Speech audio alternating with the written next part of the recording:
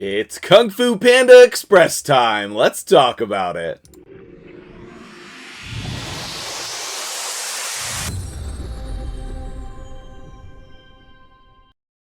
What's up, guys? MtgJedi here. How you doing this morning? Cheers.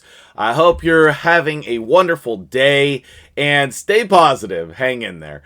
We are talking about the new Fusion champion, Bambus, and it has been requested that I put my opinions out there. The biggest way that you guys can respond to that or appreciate my opinions is by hitting that like button, putting a comment down below so that YouTube puts this out to more people. I really am grateful that you guys want to hear my opinion on this champion. It makes me very happy, and I don't mind at all providing my opinion on this champion. I do have some really important things to say about him, but these videos don't tend to get a lot of views, so I was planning on skipping it, but it just warmed my heart yesterday getting a bunch of messages asking me, hey, where's my video on this champion? I appreciate that from you guys, so hit the like button, put a comment telling me what you think about this champion and if you're going to be going for him. Okay, let's take a brief overlook onto his kit. I don't want to do a deep dive here. Tons of, basically every other content creator's made a video on this at this point. So let's pull up his kit and take a look here, okay?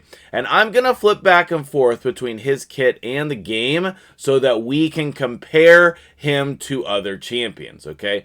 The biggest thing that stands out about Bambus is the weird putting himself to sleep like Canelia. The main difference between Canelia and Bambus, though, is that Canelia's sleep debuff is beneficial, whereas I don't think we want to think about Bambus's sleep debuff as beneficial, okay? Because when she wakes up, she heals them, she fills their turn meter, okay? All of that stuff is super positive. When Bambus wakes up, nothing good happens. If we look at the passive, basically what he's saying is that the majority of the debuffs are not going to matter. I hate when Plarium words it this way because it makes it seem like it's doing nothing, okay? But actually, it will remove and transfer a bunch of debuffs. For a quick second, I was thinking that he could transfer sheep, but I don't think that's true because if he's a sheep, he won't have this ability. But he'll transfer any sheep debuffs to himself.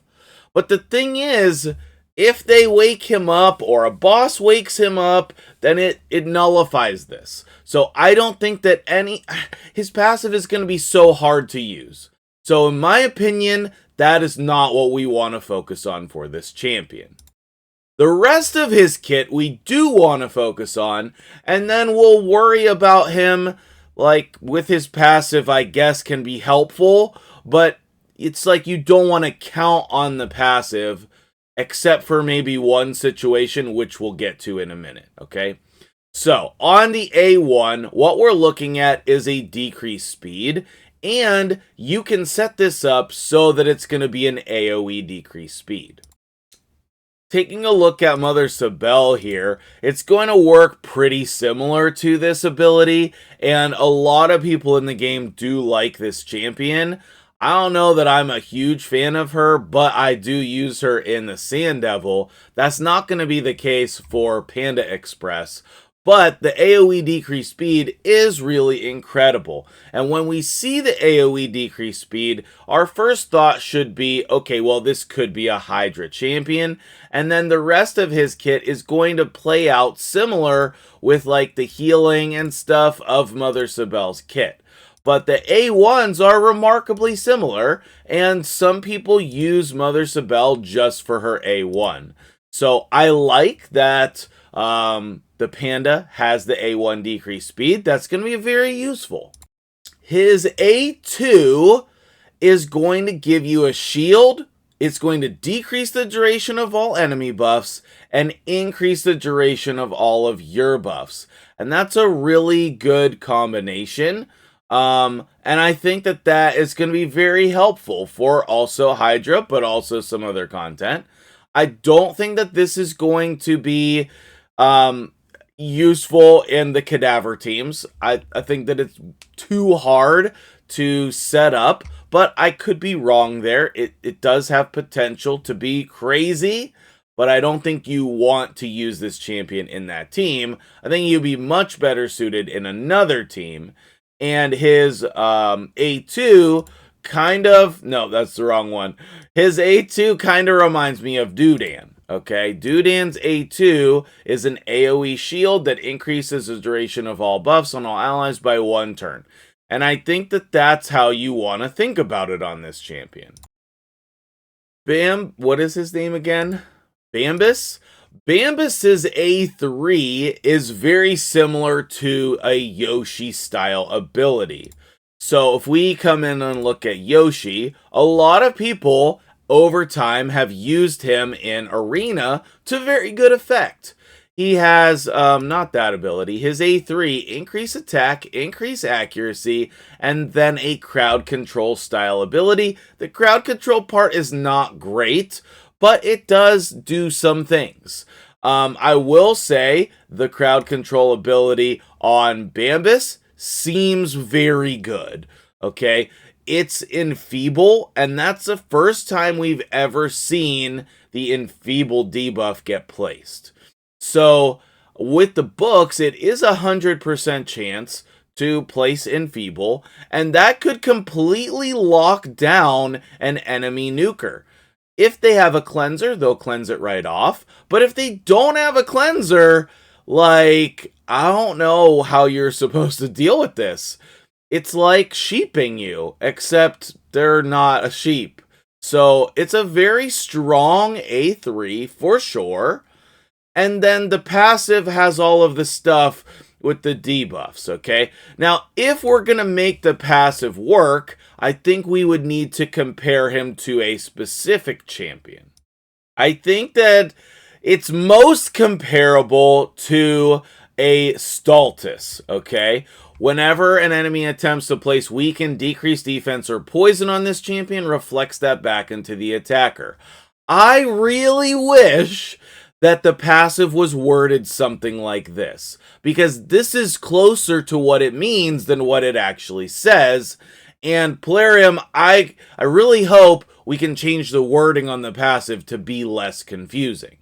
Alright, so I hopped over into the game's FAQ and looked up the list of debuffs. So what Bambus will transfer is mainly gonna be poisons, in my opinion, okay?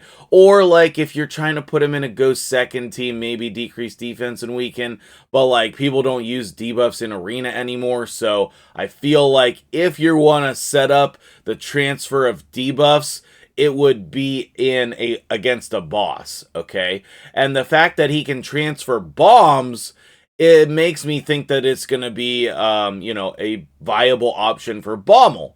But most people already have their Bommel team set up at this point, but for those that don't, I think he could come in here and help. So here's all the things that he will transfer back if he doesn't get woken up, okay? He has to remove the sleep himself, which I think is going to be very challenging, let me just say.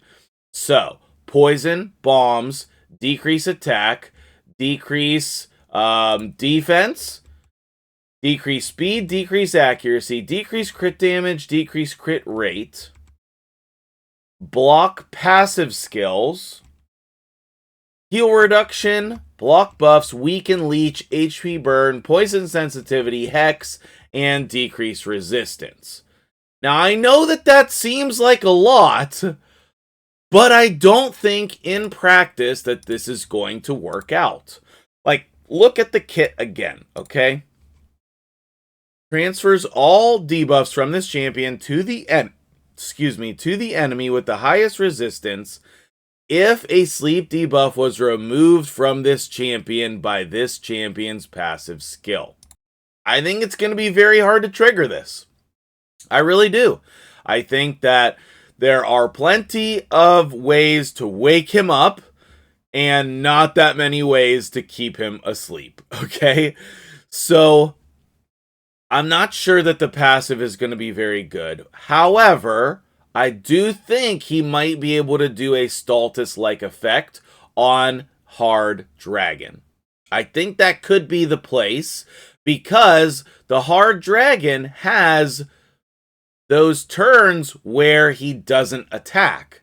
And then the Panda can transfer the debuffs back. But I think that that might turn out to be pretty slow and not a fast way to beat the dragon, but it would be a way to beat the dragon, okay? So basically, when you're thinking about this champion, my opinion is to think about him like this. I think the main way to think about him is like Snick Track, okay? Or maybe a combination of Yoshi and Snick Track. It's just like, I think the main way you're going to use this champion is for the decreased speed and the shield type of effects. You're going to use him for the survivability aspect and the, slowing the Hydra boss down. If you're having a hard time with Hydra, staying survivable and getting somebody that has decreased speed, I think that Bambus is an interesting combination of abilities. I think his passive is going to be very hard to get to work, but the combination of increased accuracy and decreased accuracy, I'm not sure anyone else in the game has that. The combination of all of these abilities put together is very unique, but I think for a lot of players, this champion's going to go sit in the vault. So if you don't like champions like Mother Sabel, Snick Track, Yoshi, if you have those champions, they're already in your vault, this might be a skip for you. Also, I meant to say this at the beginning of the video, but, whatever. A lot of times, some of the most important stuff I say is at the end of the video. So for those of you who watch all the way through to the end, you're getting all of the good stuff. I really think that the next fusion after this is going to be like really quick, because Halloween is typically one of the biggest fusions of the year, and we're starting this basically at the beginning of October. So you need to know that if you're going for this fusion, it's going to seem like back-to-back fusions probably when the Halloween fusion comes out. Now, will I be going for this fusion? Yes, I do every fusion, okay? I enjoy doing the fusions. I like doing them. Number two, it's good for content. I like making videos for you guys about doing the fusions. And number three, you never know.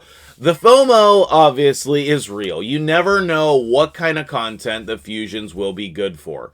There's tons of champions who sat in the vault and then came out a year later and were all-stars. I don't want to scare you into doing the fusion, so think about what champions I've compared him to and then go from there. I doubt that you need him as a skinwalker. Okay, at this point, we have so many good skinwalkers. Even if you just have a couple of these champions, you're probably good to go. Okay, I'll be coming out with another well, I don't know if another, but a really powerful Razzlevarg video. We have stuff on Sun Wukong. All of these champions are amazing. Okay, Skinwalkers is one of the best factions now, and I love it. Let me know what you think about this fusion in the comments below. I appreciate that you guys reached out to me and wanted to hear my opinion. Thank you so much for that. I hope you enjoyed it. I hope it was helpful to you. Go check out some of the other content creators' videos if you want more information. I found Nubs and YST's videos pretty interesting from their perspectives, so those would be the ones I would check out after this. I hope you have a wonderful day, and I'll see you guys in tomorrow's video where hopefully we're going to be talking about the new free-to-play account.